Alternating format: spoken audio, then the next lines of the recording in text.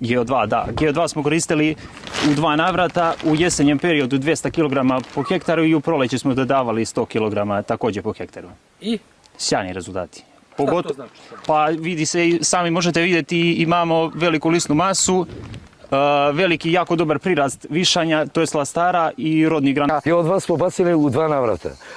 Zimom smo bacili po 200 kg na hektaru i u mart mjesecu prije početak vegetacije bacili smo još 100 kg po hektaru i to 300 kg ide po hektaru, ukupno smo bacili i na vinsko i na stolovo grožđe.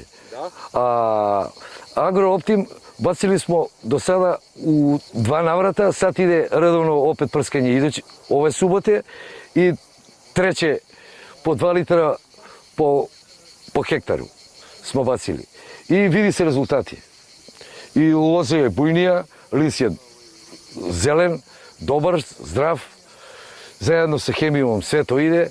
Mislim da bacili smo isto GO2 i Agrooptim i u voćnjaku i sve.